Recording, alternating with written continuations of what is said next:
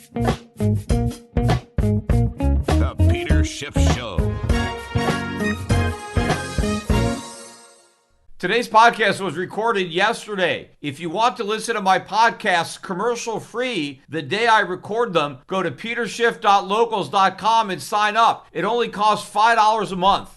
Today's podcast is sponsored by the Jeffrey M. Verdon Law Group. For more than 20 years, I've been entrusting my personal estate planning and asset protection to the Jeffrey M. Verdon Law Group, and you should too. Go to jmvlaw.com by July 15th and mention my name, and you'll get 50% off your first consultation. Today's podcast is also sponsored by Tommy John. Tommy John Apollo underwear keeps you up to 7 degrees cooler than cotton. With dozens of comfortable innovations, Tommy John will keep you looking and feeling cool all season long. Get 20% off right now at TommyJohn.com/gold.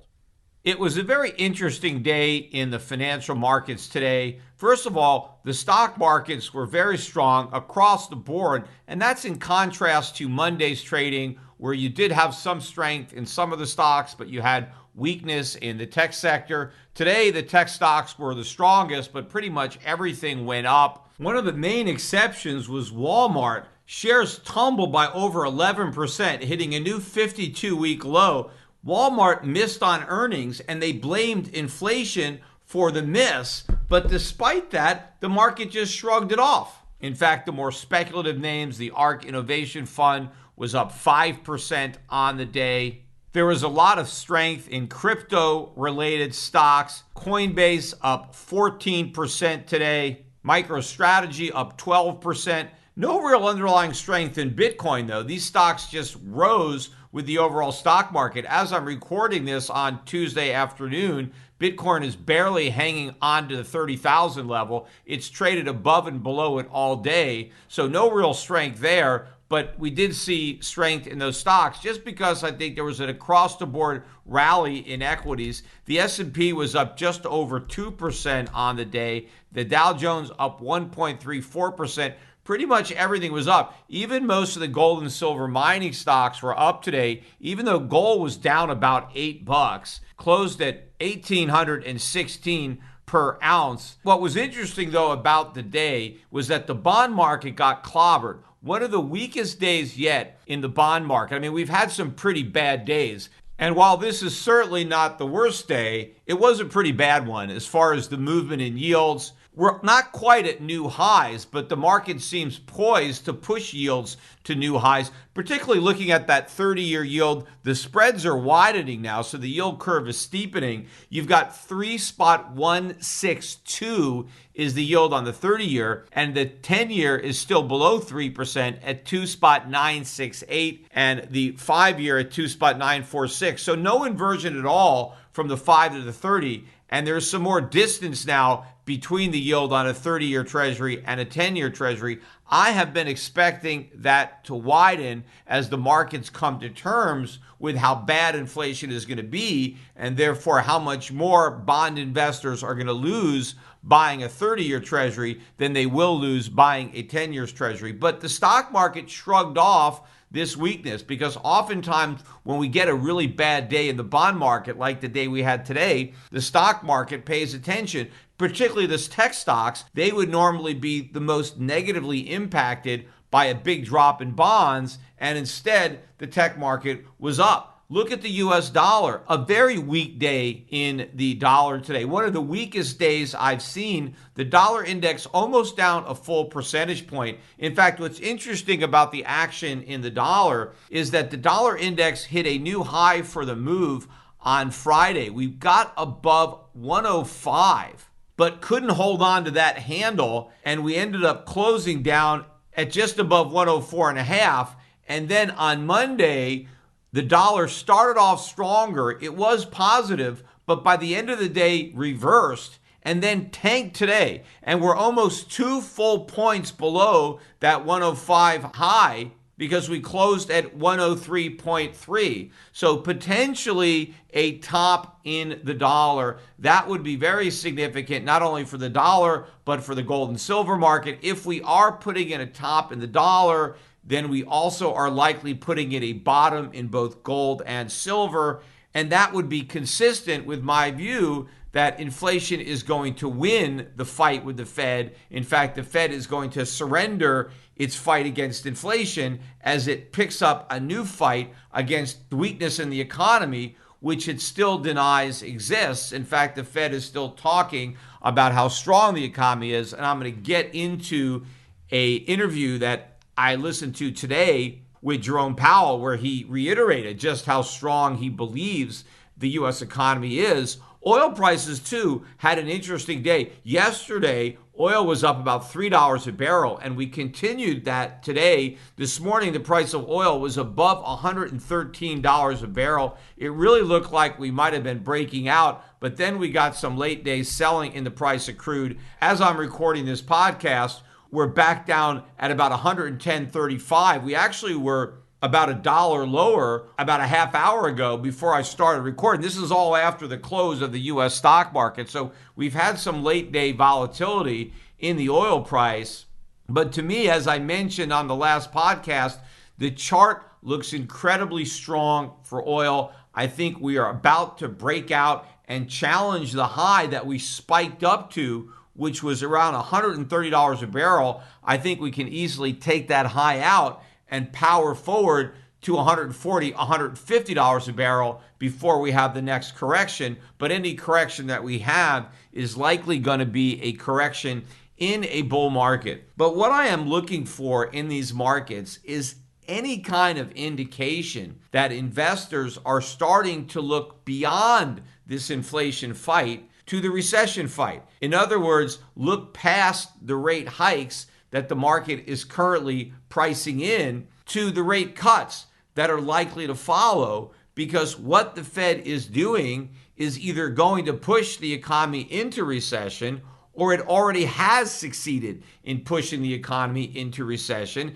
It's just that nobody has acknowledged this. And again, I pointed this out on a podcast before, but I've never seen an example of a recession that the Fed forecasts in advance. In fact, even in the Great Recession of 2008, we were at least 6 months into that recession, and as far as the Federal Reserve was concerned, it was smooth sailing. There was no recession anywhere in sight, even though we were in the midst of the worst recession since the Great Depression. Now, this recession could easily be much worse than that one, but it doesn't surprise me that if we're already in it, the Fed still has no clue, because it's always looking in the rearview mirror for confirmation of a recession, and it has its own bias as to how strong it thinks the economy is. After all, Ben Bernanke felt the economy was really strong in 2007, 2008. That's one of the reasons that he thought it was impervious to the problems both in subprime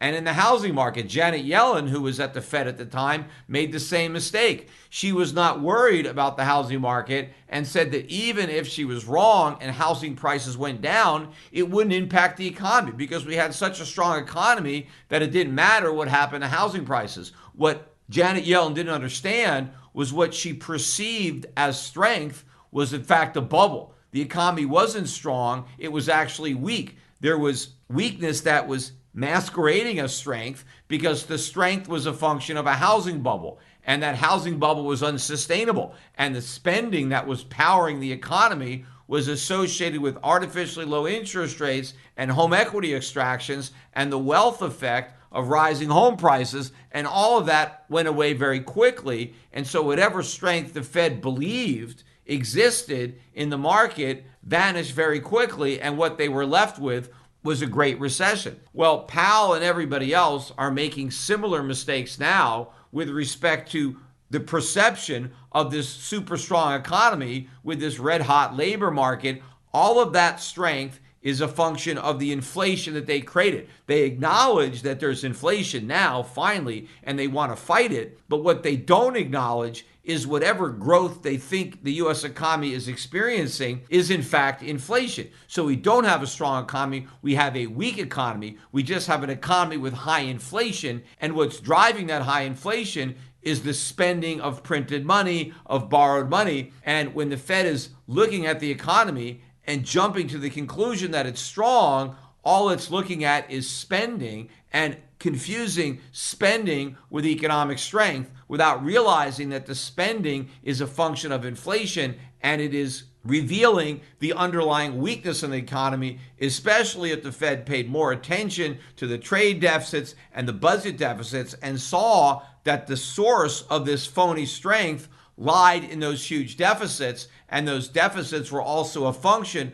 of the cheap money and artificially low interest rates that the Fed is now threatening to take away under the false assumption that the economy is so strong that it doesn't need that support, when in reality, the only thing keeping the economy propped up is the very support that the Fed is threatening to remove.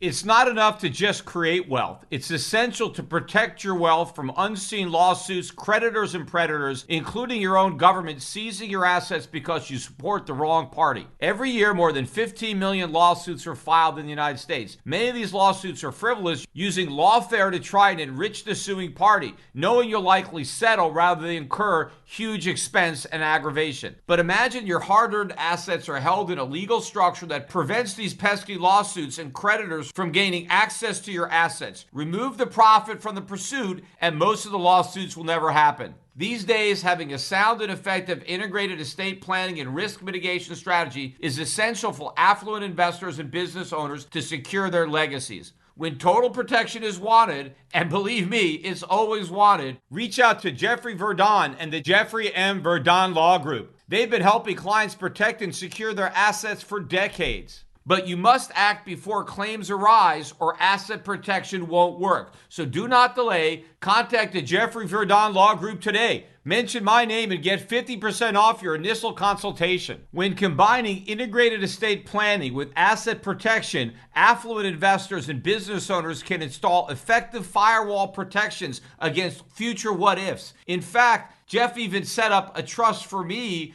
where everything inside the trust is completely free of the estate tax, which means more of my assets go to my heirs and less to the government. To learn more about these and other strategies, contact the Jeffrey Verdon Law Group by July 15th. Just mention my name, Peter Schiff, and you'll get a 50% discount on your initial consultation. That's jmvlaw.com.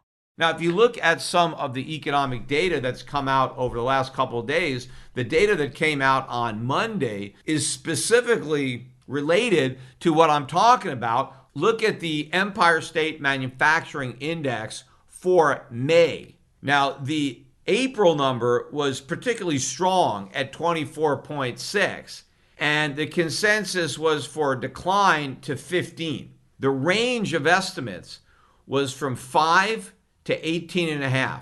The actual number came in at minus 11.6. That was a huge miss and very disappointing. In fact, the index for new orders also tanked. It went all the way down to minus 8.8. So to me, this is a pretty powerful sign that there is a lot of weakness in the supposed strong U.S. economy. Now, the people who think the U.S. economy is strong, well, they got a little bit more ammunition today when we got the April retail sales numbers. But I take all these numbers with a grain of salt because none of them are adjusted for inflation. So I don't think they mean very much in an environment of very high inflation. So, for example, the consensus was for an increase in retail sales of 0.8, and they ended up going up by 0.9. But if none of this is adjusted for inflation, what does it really tell you about sales? Doesn't tell you anything.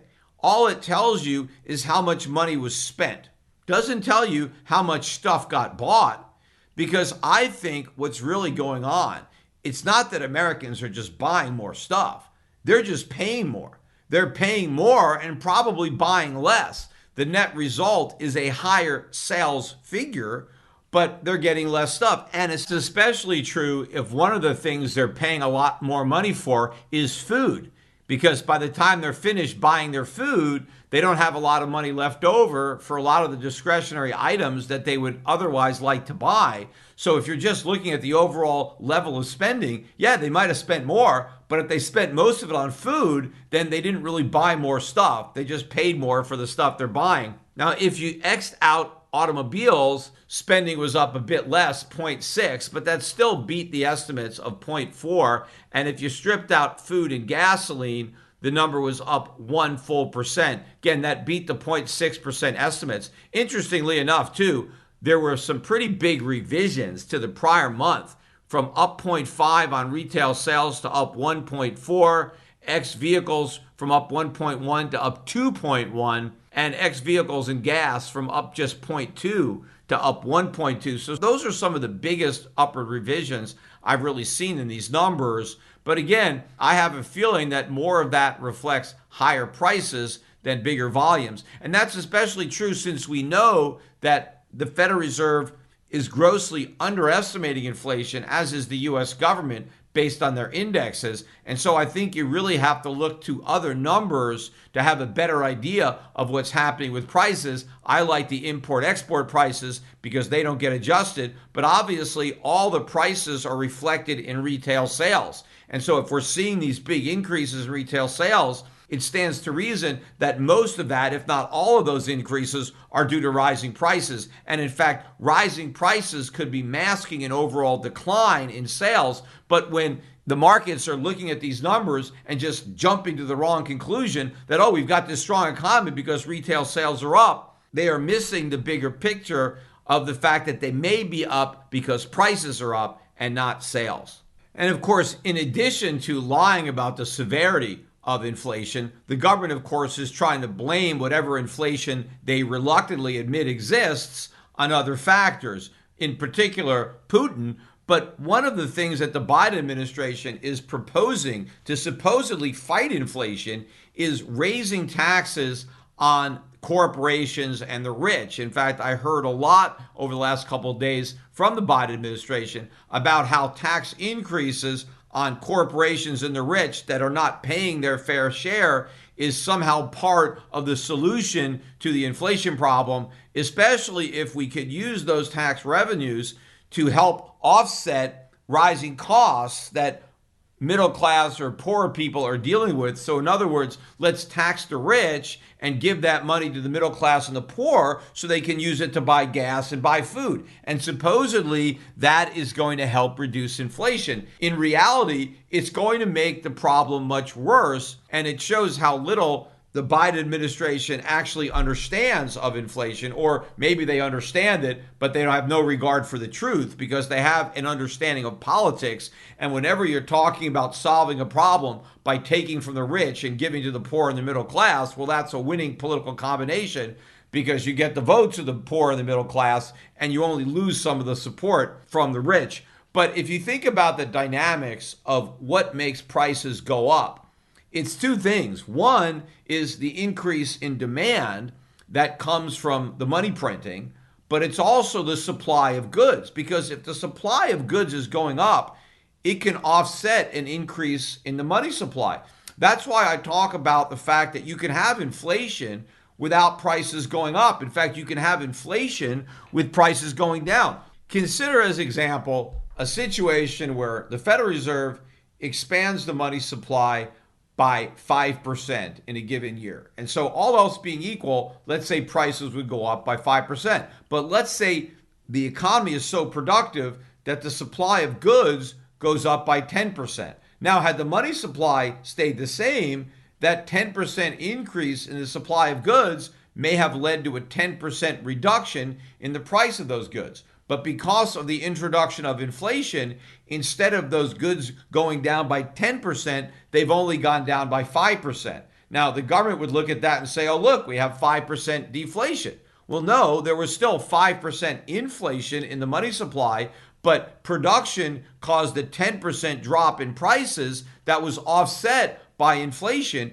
And so prices were still 5% higher than they otherwise would have been absent the creation of that inflation. And so consumers, even though they paid lower prices, they didn't pay prices as low as they would have paid had the Fed not created inflation. They would have got 10% cheaper. Instead, they only got 5% cheaper. There's still a real loss there. But what normally happens is that maybe prices would have gone down by 2%, and instead the Federal Reserve creates 5% inflation, and so we see prices going up 3%, and the government says, oh, we have 3% inflation. No, we have 5% inflation because prices should have gone down by 2%. Instead, because of inflation, they went up by 3%. That is a 5% difference. So when Biden is talking about raising taxes on corporations, where is that money going to come from? Because what corporations do with the income that is not paid in tax is they could use those retained earnings to make investments in expanding their capacity.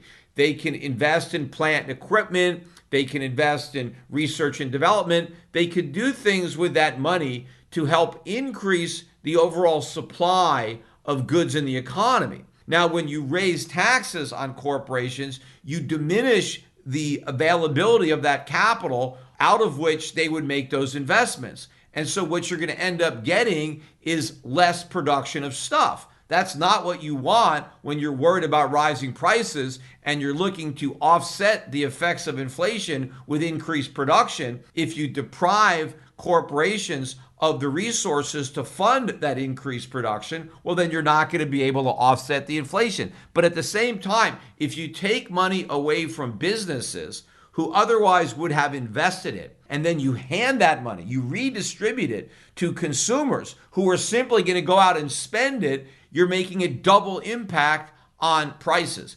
Because now you've got more demand in the economy. You've got more spending because you've transferred money that would have been invested by business to consumers who spend it. So not only don't you get more stuff to keep prices down, you have more demand for that stuff to push prices up. So Biden's plan about higher taxes for businesses so that we can have more money for consumers to spend is a recipe for even higher inflation, not lower inflation. And I think it's a good thing now that you are getting some business leaders fighting back because the Biden administration is trying to blame inflation on businesses. These greedy corporations are just sticking it to the consumer. They're gouging prices. And now we have some high-profile CEOs, including one who's pretty much a Democrat, Jeff Bezos.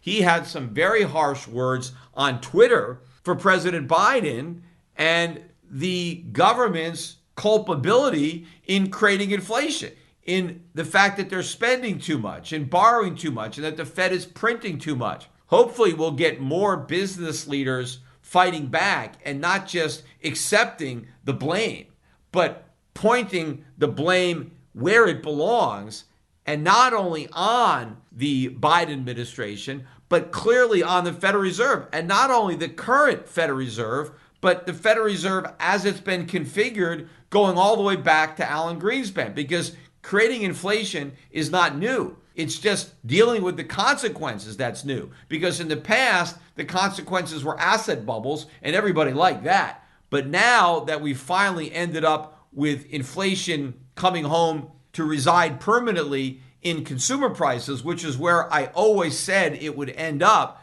now we're dealing with the consequences of what the Fed has been doing for a long time. By the way, Elon Musk also very critical again of the Biden administration and all the money printing, and talking about the fact that you can't print all this money, spend all this money on stimulus, and then somehow be surprised that you have inflation, that prices are going up. That obviously you can't do this, because if you could print all this money and spend all this money and it wouldn't impact prices, well, then why not spend more? Why not have a deficit 10 times as big as the one we have now if it doesn't make a difference? And as Musk pointed out, the reason we're not doing that is because then we would be Venezuela. We would destroy the value of the dollar completely if we spent that much money. But the fact is we spent a lot more money, we printed a lot more money, and we're not Venezuela yet. We may be headed in that direction, but obviously there is a bill to be paid for all that deficit spending, and we're paying it now in the name of inflation.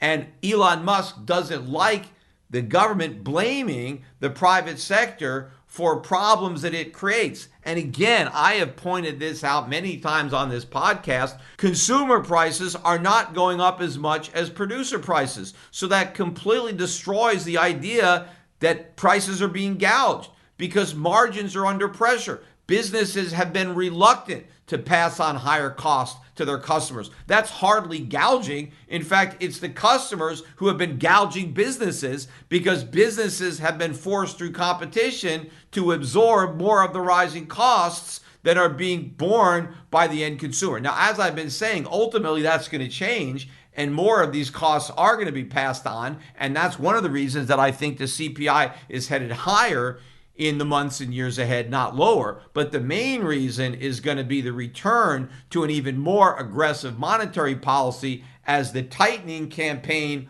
ultimately leads to another round of even more quantitative easing and rate cuts as the Fed is surprised by the underlying weakness in the economy. And of course, it will look for some type of excuse to blame it on. It's not going to admit that it was weak the entire time. It's going to have to come up with some reason that this super strong economy just happened to fall into this severe recession and somehow it had nothing to do with what the Fed was doing. But the Fed was certainly going to do everything in its power to stimulate that economy and to recreate the conditions for higher employment and economic growth and all that, and it's going to ignore inflation. Although what I think is going to happen initially is as it's clear that the economy is either headed to or already in recession, one of the reasons the Fed will initially be able to get away with kind of ignoring inflation and focusing on growth and employment is because the Fed will say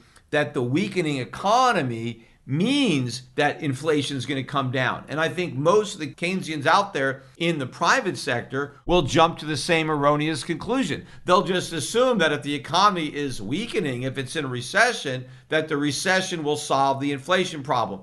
They are not going to recognize that it's stagflation and that, in fact, the weakness in the economy is going to exacerbate the inflation problem, not because it means that there's less production and the supply and demand imbalances get even bigger. Even if demand falls, supply falls even faster. But the policy response, the fiscal and monetary policy response to that recession will fuel the fire that's already burning in inflation. If you can't take the heat, then get out of your old stifling underwear. The only way to play it cool this summer is by wearing Tommy Johns. Because when you wear Tommy Johns, you're that much cooler. So you can do everything better thanks to breathable, lightweight fabric with 4 times the stretch of competing brands and with dozens of comfortable innovations. Tommy Johns will keep you looking and feeling cooler all season long. From lounging at home to summertime fun. That's why Tommy Johns doesn't have customers, they have fanatics. With over 17 million pairs sold, people love their Tommy Johns underwear and loungewear. And Tommy Johns doesn't just make you feel cooler, you actually are cooler. Stay up to 7 degrees cooler than cotton in Tommy Johns Apollo underwear. Plus, there's no risk because you're covered with the Tommy Johns best pair you've ever worn or it's free guarantee. My favorite part is the quick release horizontal fly. It's amazing that nobody thought of it sooner. So shop TommyJohns.com/gold right now to get 20% off your first order. That's 20% off if you go right now to TommyJohn.com/gold. That's TommyJohn.com/gold. See their website for details. Before I get to talking about Jerome Powell's interview today, I want to talk about a CNBC interview that I listened to yesterday with former Fed Chairman Ben Bernanke, and he's out there doing the rounds because he's got a new book out there, so he's touring it, trying to promote his book. It's called 21st Century Monetary Policy, the Federal Reserve from the Great Inflation to COVID-19. Now, I haven't read this book, so I don't really know too much about it. I'm sure I can guess a lot, knowing Bernanke as I do, not knowing him personally, although I did meet him once, but just knowing of him and knowing how he thinks. I'm sure he didn't really accept any responsibility for the great inflation that he is writing about, because the great inflation started with his predecessor, Alan Greenspan, and continued under his watch, and then he handed the great inflation baton to Janet Yellen, who in turn gave it to Jerome Powell. His first book, which I also didn't read, was called The Courage to Act. And I remember when he first released that book, I thought that a more appropriate title would have been A Coward's Way Out. And in fact, I used to say that if anybody saw his book in the bookstore, they should take it out of the nonfiction section and move it to the fiction section where I was confident it belonged. So I seriously doubt that he's acknowledging or accepting any of his own culpability in his second book. In fact, maybe he's blaming this great inflation on COVID-19 or Putin or something like that. Now, I did read snippets from a New York Times review of the book that mentioned that he does raise the possibility of stagflation. And so he's warning about that. I'm not really sure to what extent he says that we're going there for sure, or to what he attributes the prospects for stagflation. I mean, I think that stagflation is the only possible conclusion to this policy. And in fact, we would be lucky if we just got off with stagflation, because I think it's more likely that what we have is an inflationary depression, which would just be stagflation on steroids, where we have an even weaker economy and even stronger inflation than what was experienced, let's say, during the 1970s. And in fact, that outcome is actually more likely than that we get something that's not as severe as the 70s, which is crazy because every time anybody references the 1970s, whether it's Ben Bernanke or Jerome Powell or anybody, they always try to point out that what we have now is not nearly as bad as what we had then, even though what we're going to have now is going to be so much worse than what we had then, because the people who are making these comparisons really don't understand the underlying situations of the two time periods, and therefore their comparisons are worthless because they don't get the significant differences, or they dismiss them, between the U.S. economy as it exists today and the U.S. economy as it existed back then, when it was the world's biggest creditor nation, had huge trade surpluses, and had low levels of overall debt. Now, after 40 years of misguided policy that has hollowed out our industrial base and has resulted in this massive debt bubble. In fact, when people always want to talk about the differences between 1980 and today, they often overlook the fact that in 1980, we were near the bottom of a decade-long bear market in stocks. Stocks peaked out in 1966, and they were near the bottom in 1980. The same thing for the bond market. I mean, if you bought stocks and bonds in 1980, you made a killing. Yes, stocks went a little bit lower, bonds went a little bit lower, but you were buying near the lows of stock market and bond market. You were getting high interest rates on your bonds. You were getting a great dividend yield on your stocks. Complete opposite of where we are right now. We're still close to the peak of a massive bubble in the stock market. Valuations are in the stratosphere. Yields are tiny. The same thing with the bond market. So the Federal Reserve did not have to worry about a bond market or a stock market bubble in 1980 when it was jacking rates up. Well, the Fed has huge bubbles in stocks and bonds. In fact, we have a bubble in everything that the Fed has to worry about. In fact, the entire economy is one gigantic bubble, which is why the predicament that we're in now is so much worse than the one that we're in 1980. The only thing that's more amazing about how much worse it is now is how few people seem to understand that, because it's so obvious, including the people who currently chair and used to chair the Federal Reserve. Now, let me get into the Ben Bernanke Cnbc interview, because one of the big parts of the interview was the fact that Ben Bernanke admitted that the Fed made a mistake, which is a big revelation, because from what I can tell, Fed chairmen, after they retire, are very reluctant to criticize current Fed chairmen. So even if they think the Fed did something wrong, they keep their mouth shut because they don't want to hurt somebody else. It's kind of like a courtesy that once you leave office, you kind of let the new guy do what he wants to do, and you don't want to criticize him,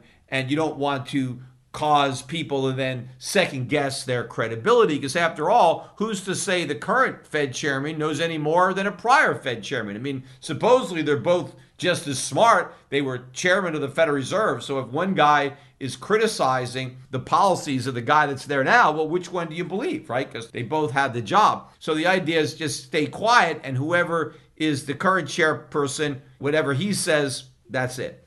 Well, it was interesting that Bernanke said that the Fed made a mistake in waiting too long to raise rates, that the Fed shouldn't have delayed, that it should have raised rates sooner than it did. Now, it also acknowledged that the Federal Reserve itself has admitted that it made a mistake. And so that might be one of the reasons that Bernanke is willing to call him out as well, because if they've already admitted to making a mistake, well, it's nothing new to agree with that admission. And so that may be one reason why he did it. But he also was clear to point out that he's saying that they made a mistake with the benefit of hindsight. And that's something that the Fed didn't have. Well, of course, it doesn't take hindsight. It was pretty obvious to a lot of people that we had an inflation problem long before the Fed started doing anything about it. But at least he had talked about the fact that the Fed made a mistake. He also talked about some other mistakes that he pointed out that the Fed make. One was in overestimating the slack in the labor markets, because there was high unemployment as a result of COVID. And so I think Bernanke said that the Fed assumed that it would take longer to get to full employment, and so it had more leeway to continue an expansionary policy and give the unemployment rate time to come back down, that it came down a lot faster than the Fed thought. He also said that the Fed made a mistake in underestimating the problems related to the supply chain. And that was clearly the case when it came to the COVID lockdowns, where it was obvious to me the result was going to be a shortage of stuff. But for some reason, the Federal Reserve completely overlooked supply, and all of its focus was on demand, which it knew it could stimulate. It could stimulate demand all at once. The problem is, why would you want to stimulate demand when supply is contracting? You would actually want demand to contract along with supply to maintain price equilibrium. The worst thing that you could possibly do, and I pointed this out in real time, I didn't need the benefit of hindsight, but the worst thing that you can do when supply is going down is encourage additional demand, because now you exacerbate the increase in prices, and we're dealing with those consequences now. A couple of other points, though, that Bernanke made that I want to comment on. One had to do with politics. He was asked whether or not he felt that the Fed was political. And his answer was, no, they're not political at all, which of course is wrong. In fact, it's probably an outright lie, because no one knows better than Ben Bernanke just how political the Federal Reserve is, because I have pointed out his Motley Fool interview, where in response to being played clips of him talking about how the economy was great, there was nothing to worry about, subprime was contained, there's no recession anywhere in sight, when he was confronted with his own clips, and when the Motley Fools asked Ben Bernanke, hey, how do you feel listening to yourself say this stuff, knowing how wrong you were, right? I mean, what do you think about that now? He did not say, yeah, I feel like a complete idiot. I can't believe I got it so wrong. His answer was, well, I couldn't actually state my real opinions back then. I couldn't really say what I thought. So, I didn't really get it wrong. I just was saying it wrong. I was basically lying without saying he was lying. And why did he claim that he couldn't speak his mind? Why did he claim he said what he said? He said, I was a member of the Bush administration, and I had to toe the Bush party line. And since George Bush was talking about how great the economy was and how there was nothing to worry about as a member of his administration, well, I had to say the same thing. What does he mean, a member of his administration? He was the chairman of the Federal Reserve. That has nothing to do with the Bush administration. But if Bernanke fancied himself a closet member of the Bush administration, clearly he was acting politically. His answers were politically motivated. He wasn't motivated by the truth. He was motivated by the lies that the Bush administration was telling. Well, if the Fed was political under his watch, why would it not be political under Powell's watch? It's probably every much as political, if not more so. In fact, look how political the Federal Reserve was under Janet Yellen when Barack Obama was president. In fact, even Donald Trump called out the Federal Reserve and Janet Yellen for how political she was to try to make Biden look good. He was right to criticize Yellen for being political to make Obama look good. He was just wrong for criticizing Powell for not doing the same thing.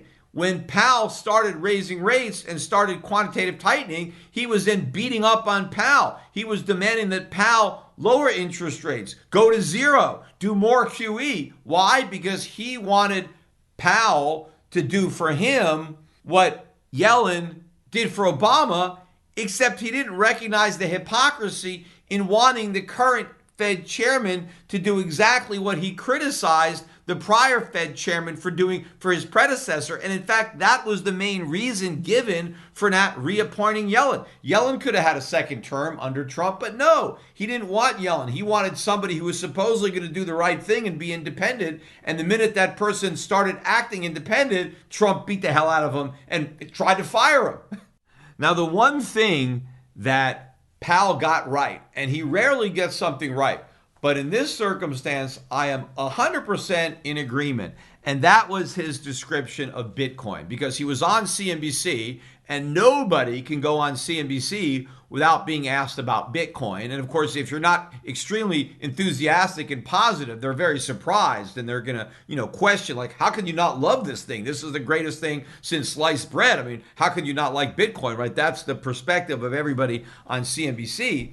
And so Powell did not give the interviewer the answer that he wanted. He was very critical of Bitcoin. But more importantly, his criticism was exactly on point, because, a lot of times there are people who are critical of Bitcoin and they're not criticizing it for the right reason. Now, not that many of them are on CNBC, because they don't allow that many Bitcoin critics on CNBC, but they're around.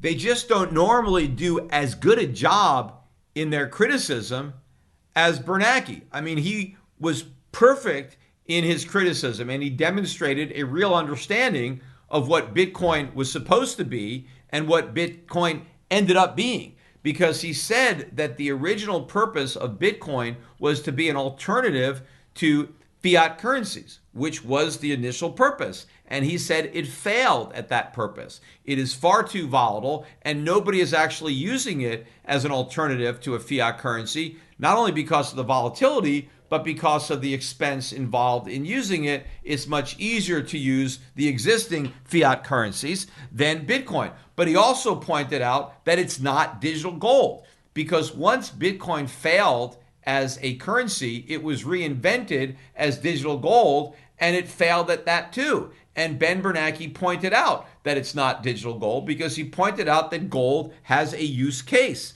that gold has intrinsic value. Now, he just mentioned one use for gold, and that's filling teeth. But yes, you can fill a tooth with gold. You've got a cavity, you can go to the dentist, and the dentist can take that gold and fill your cavity. That is a use for gold. You can't do anything with your Bitcoin, and Bernanke rightly pointed this difference out. And that is why Bitcoin can never be a store of value, because you have no value to store. When I'm storing gold, I am storing fillings. I could use the gold I store today to fill teeth tomorrow, among other things. But I can't do anything with the Bitcoin I have other than sell it to somebody else who can't do anything with it other than sell it to somebody else, which is why it's nothing more than a speculative asset. And that's exactly the way Ben Bernanke described it. He said it is a speculative asset with no intrinsic value, and it'll have a market price so long as people believe in it. But one day they may stop believing in it. And he is right. They will stop believing in it. And he is very concerned about how much money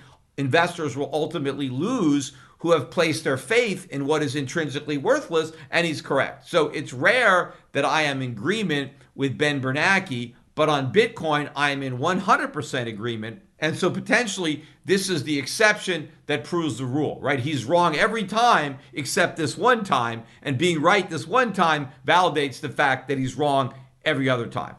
Now, moving right along from a prior Fed chairman who gets it wrong almost every time to the current Fed chairman who also gets it wrong just about every time, Jerome Powell, he did a Wall Street Journal interview today. And I think the markets were paying attention to what he said, but it didn't derail the rally. In fact, maybe it caused gold, because gold did have a volatile day. At one point, it was up 10, 12 bucks early this morning. And so maybe the Fed's tough talk on fighting inflation is what kept the gold market down, but it didn't seem to do anything to lift the dollar. So again, I said it was an interesting day in the market, and I'm going to watch very closely the trading patterns to see if there has been some type of change in the perception that the markets have with respect to future Fed policy. But as of today, Powell continues to operate under the pretense that it's all hands on deck. The Fed is ready to fight, and they will do whatever it takes using the tools they have to bring the inflation rate back down to 2% no matter what, right? They will do everything.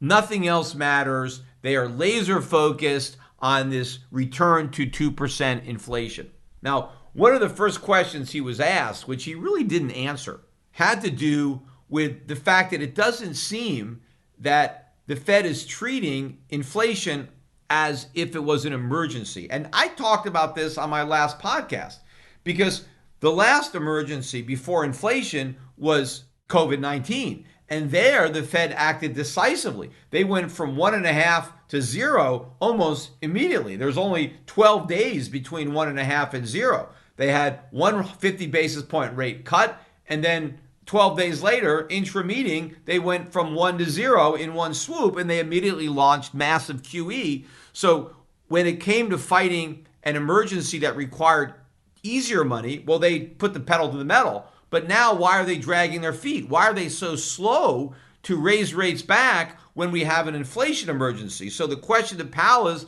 hey, why are you not treating this like it's an emergency? Why are you going so slow? And Powell didn't really answer that question. All he did was reiterate the fact that the Fed was resolute in its commitment to bringing inflation back down to 2%, and that they had the tools and they had the resolve, and that nobody should doubt that commitment. Like, doubt that commitment at your own peril, because we mean what we say. I mean, this was the Fed just talking tough, again, hoping that it can talk tough and not actually have to act tough.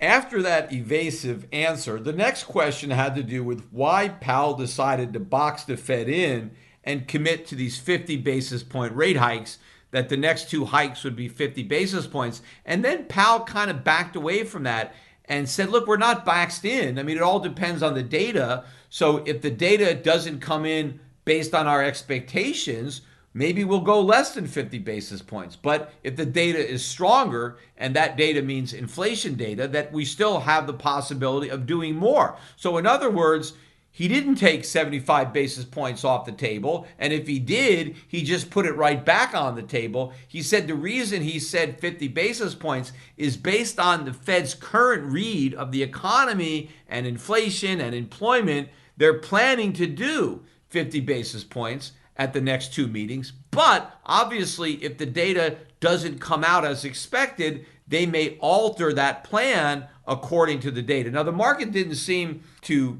react to that, but he did seem to put 75 basis points back on the table. But he also took 50 off because he acknowledged that, hey, we could do less than 50 if the data isn't what we think. But then there was a very good question that I really would have liked a better answer to, but we didn't get one, because the interviewer asked Powell, hey, why not just do 100 basis points at the next meeting? I mean, if you're going to do 50 and 50, why not just rip the Band-Aid off and do 100 basis points? Yeah, in fact, why wait till the next meeting? Do 100 basis points right now. In fact, they should have done it at the last meeting. In fact, how about 200 basis points? Once you've admitted that you're way behind the curve, once you've admitted that inflation is much too high and interest rates are too low, the longer you take to get rates to where you think they need to be, the more damage the inflation is going to do. So if the Fed thinks the appropriate rate for interest is 2.5%, well, move it there right now. In fact, when Bernanke talked about the mistake that the Fed made in reacting too slowly to inflation, he specifically said that the reason he thinks Powell did that and made that mistake was that he didn't want to shock the markets, that he remembered the taper tantrum and how the markets reacted. So even though Powell knew we had an inflation problem, Powell was more concerned about how the markets might react to the Fed's trying to solve that inflation problem early before it got out of hand. And so Powell is doing the same thing again. He didn't want to shock the markets in 2021, and that's why he didn't act sooner, and he doesn't want to shock the markets now. That's why he's not bringing interest rates to where they need to be quicker. He's afraid of how that might impact the market. So he's already shown his true colors in that he's not willing to do whatever it takes, that it's not markets be damned, full speed ahead on the inflation fight, because if that was the case, rates would already be much higher. But the way Powell answered this question, he said, well, we don't have to front load these rate hikes. We don't have to rip off the Band-Aid because the markets have already done that for us. And he pointed to the yields on long-term treasuries, the 10-year and the 30-year, and how much they've gone up since the Fed started talking about these rate hikes. But that is the market. That is not the Fed. The Fed should be focusing on the short rates over which it has direct control and not hiding behind the fact that, well, the markets have already adjusted long-term rates. Yes, the markets are looking forward to where rates are going to be, but the Fed should already be putting rates there. The market shouldn't just be discounting where rates will be in the future. The market should be dealing with those high rates right now. That is what the Fed doesn't want to do because it still is more concerned about how fighting inflation may impact the stock market than how fighting it too timidly may impact the overall economy, in that they're too little too late and the inflation problem they're trying to solve actually gets worse because they're more focused on what the inflation fight does to the markets than what a half-hearted fight does to the economy or to people struggling with soaring consumer prices. Another comment that Powell made, though, is he spoke about how strong the economy was, how hot it was, and that it was the Fed's job to slow it down, to cool it off, so to speak, to kind of give supply and demand a chance to kind of catch up and get back into equilibrium. Well, the reality is the economy is not really strong, and it's not about slowing down the economy. This is this Keynesian myth that inflation comes from economic growth. It doesn't. As I already explained earlier in this podcast, economic growth brings prices down. It can offset the effects of inflation because a growing economy produces more stuff. So you never want to slow down real economic growth, not if your goal is lower prices, because real economic growth results in lower prices. No, what Powell is talking about when he says slow down the economy, slow down growth, he's talking about spending. He wants to slow down spending. That is the problem. It's because people are consuming and not producing. They're spending without working. And where are they getting that money? They're getting it from the government. They're getting it from the Federal Reserve. But Powell can't talk about slowing down the spending without acknowledging the source of the money. It's coming from government. It's coming from credit. It's coming from the Fed's printing press. That's what needs to be slowed down. Powell is just playing up the misperception that exists that inflation is a byproduct of economic growth. And that's why I said earlier, when we really start to see even more clear signs that the economy is faltering or in recession, that's why a lot of people will assume, oh, the Fed did its job. It slowed down the economy. It slowed it down too much. That was the mistake. It slowed it more than it needs to. And now we don't have to worry about inflation anymore because we got a slow economy. In fact, Powell keeps reiterating that the economy is so strong, that the unemployment rate is so low that it's even okay. It's even desirable if the unemployment rate notches up a couple of points because it's already too low. We have so many spare job openings that, we can afford to have a somewhat weaker economy to tackle inflation because we're starting from such massive economic strength. In fact, when Powell talked about how strong the economy is, he also talked about how healthy households were, how strong their balance sheets were. And that's why that tighter monetary policy would not be a problem for this strong economy, that there was so much household wealth and their balance sheets were in such good shape. But of course, none of this is true. I mean, first of all, look how much wealth was lost recently in the carnage in tech stocks, because a lot of investors have some of the stocks that have been beaten up the most. Look at what's happened to mortgage rates. That's going to impact balance sheets. Layoffs are obviously coming as a result of this tech wreck. There's a lot of indications that those balance sheets are about to come under a lot of stress. The Fed is making the same mistake in overestimating the strength of household balance sheets now that it did leading up to the 2008 financial crisis. When Powell was asked what it would take for the Fed to ease up on the inflation fight, maybe go slower, Powell's answer was the Fed would need to see clear and convincing evidence that inflation has turned down.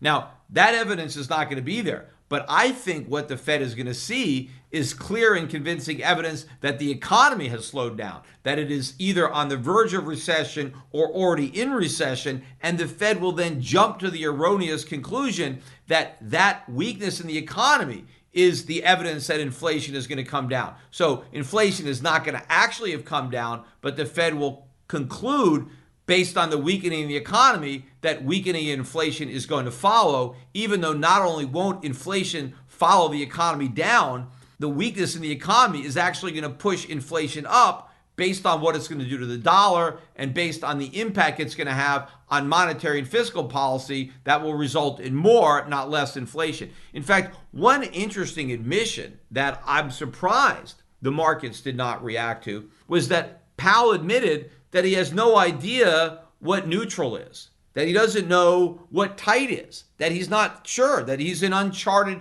territory. In fact, he mentioned that the confluence of events that the U.S. economy has gone through is unprecedented. So he doesn't really have any historical context from which to try to figure out what he's doing. So they're just kind of flying by the seat of their pants, and he's trying to figure it out as he goes along. So whenever he talks about a neutral rate or a tight rate, he doesn't even know where neutral is. And he admitted that he may have to raise rates to a level that is much higher than what is currently considered to be neutral. And Powell said that he will do that without hesitation, which I think is BS. I think there will be extreme hesitation in getting real aggressive on rate hikes. In fact, the Fed has already hesitated many, many times. That's why it's acted so slowly in the past. That's why it's continuing to act slowly now. So to pretend that in the future they won't hesitate to act quicker belies the fact that they're currently hesitating right now. So in other words, don't believe what we're doing, believe what we're telling you. I believe what they do, not what they say, because what they say and what they do are constantly at odds with one another. Now, when Powell was asked to comment on what the Fed got wrong in 2021, Powell again did admit that they made a mistake in waiting too long. But again, he qualified that point by saying that they only could admit this mistake now with the benefit of hindsight, so that given the evidence they had at the time, it wasn't really a mistake because they didn't know what they know now, which of course is nonsense. But what Powell said was that what they got wrong was that initially there was these strong inflation numbers in early 2021, starting in March, and it went for a few months, but then the inflation numbers came down. And so that reinforced their transitive story. And so they thought everything was fine. But then by October, when all of a sudden the big numbers came back, that's when they realized that their story had been invalidated by the facts.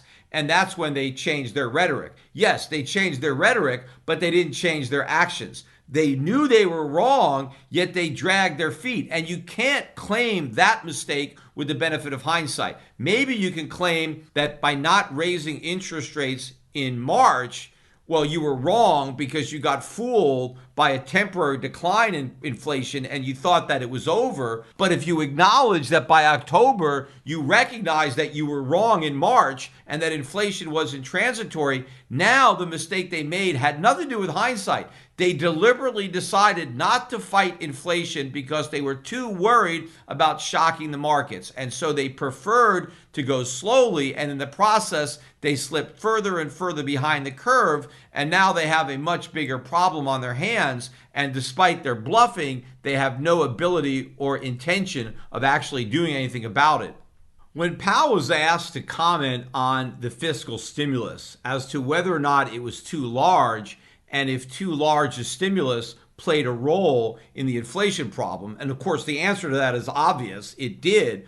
But Powell, again, chickened out. He didn't want to answer the question, so he hid behind the pretense that he's not allowed to comment on political decisions. He said, look, we don't comment on these type of decisions. These have to be made by elected officials, and it's not the Fed's place to comment on decisions that are made by the government, which is nonsense. It absolutely is the Fed's place to comment, because if the Fed's goal is price stability, if the Fed doesn't want inflation, and if the government is pursuing policies that are going to lead to more inflation, it is absolutely the Fed's job, particularly the chairman of the Federal Reserve, to point out mistakes that Congress is making, that the president is making, that are going to create an inflation problem, especially given the degree to which we have so much debt in this country. And if you see Congress running up the deficit, and now you know that that's going to lead to more inflation and you're going to have to fight it with higher interest rates, and you recognize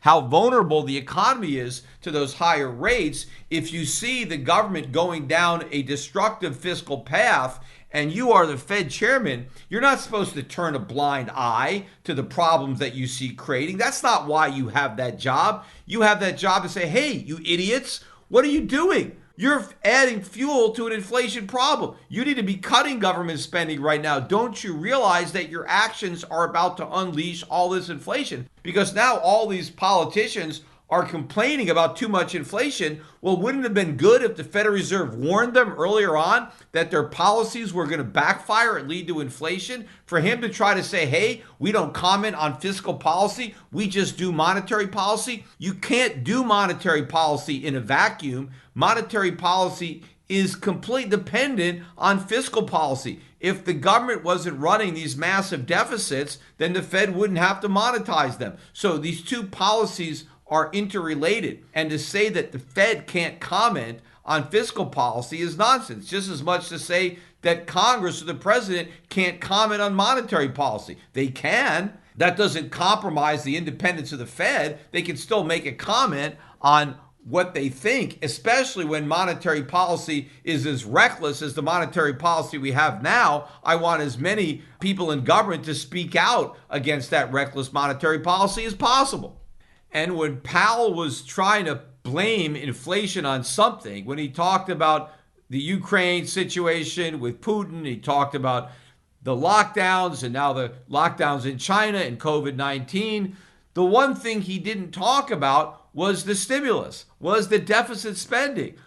That, for some reason, played no role in the inflation problem. Although Powell did admit that while the Fed has no control over supply, it does have some control over demand. And so the Fed was going to try to reduce demand or to try to take the pressure off prices.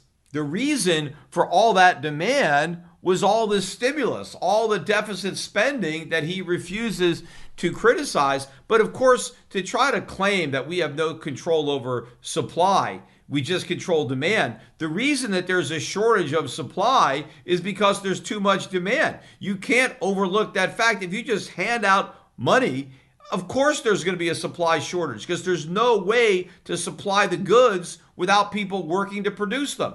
Incomes have to be a function of productivity, not money printing. If you're earning commensurate with what you're producing, then there's no supply shortage. But if you're just getting money that the Fed creates out of thin air and you're not working to produce goods and services, you're just being handed money, well, then of course there's going to be a supply shortage. But that supply shortage is in fact the fault of the Fed for creating all this demand. But one of the most important admissions of the interview was that a soft landing is certainly not a sure thing, because Powell talked about his intention to glide the economy in for a soft landing, but he did admit that it might not be soft, it might be softish. And when he was asked to define softish, he said, well, a bit bumpy. Like sometimes a plane lands and it's not exactly soft, it's bumpy, but it's still a good landing because there's no crash and you make it out of the plane alive. So in other words, we're aiming for a soft landing, but be prepared for a bumpy landing. He's just hoping that the bumpy landing isn't fatal. But as far as I'm concerned, Powell is wrong again, and you shouldn't be bracing for a bumpy landing. You should be bracing for a crash. And not necessarily a crash in the stock market, but a crash in the dollar and a crash in the economy.